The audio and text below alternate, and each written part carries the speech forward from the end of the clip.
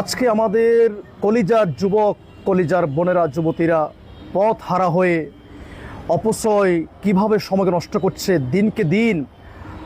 তাদের জীবনকে আল্লাহ দয়া দিয়ে, মায়া দিয়ে সৃষ্টি করেছেন, আর আমরা হাতে ধরে এই মোবাইল আসলো আমাদের কল্যাণের জন্যে, আমরা কল্যাণের ক্ষেত্রে ব্যবহার না করে আমরা মোবাইল ব্যবহার করছি অযথা পথে।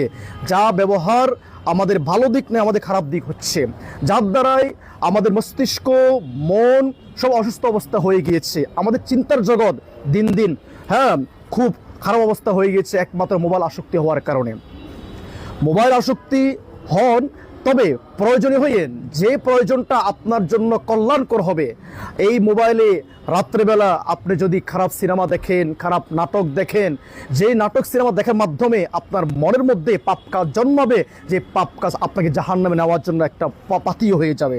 আসুন আমার কলিজার যুবক যুবতী ভাইয়েরা, মোবাইল থেকে একটু দূরে সরে আসেন।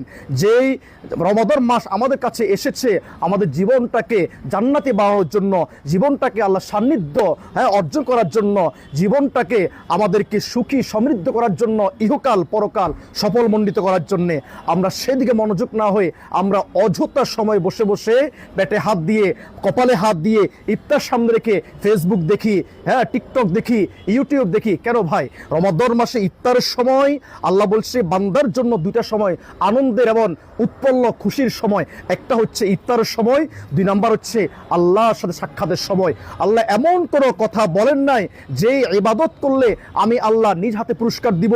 নামাজ, হজ, যাকাত, কালিমা, ইমানদার, জিগির আসগার, যত ইবাদত আছে আল্লাহ কোথাও বলেন নাই ইবাদত করলে আমি তোমাকে নিজ হাতে পুরস্কার দিব। আল্লাহ বলছে একমাত্র শুধুমাত্র আস-সাওমু লি ওয়া আনা আজজি বিহি, রোজা রাখো, রোজার হক আদায় করো, আমি আল্লাহ তোমাকে ডেকে নিয়ে এসে আমি নিজ হাতে তোমাকে পুরস্কার দিব। সুবহানাল্লাহ বিহামদিহি। আজকে আমরা এই ছোট্ট 60-70 বছর হায়াতে যদি আমাদেরকে এমপি, মন্ত্রী, মেম্বার যদি একটা পুরস্কার আমাদের ছেলে মেয়েদেরকে দেয়, আমরা বাপ মারা খুশিতে মাতোয়ারা হয়ে যায়। আর একটু ভেবে দেখুন, চিন্তা করে দেখুন, আল্লাহ বান্দাকে ডাকবে রহিমুল্লাহ, করিমুল্লাহ, সলিমুল্লাহ, তুমি রমাদান মাসে রোজা রেখেছো, আসো, তোমার রোজা আমি খুশি হয়ে গেছি।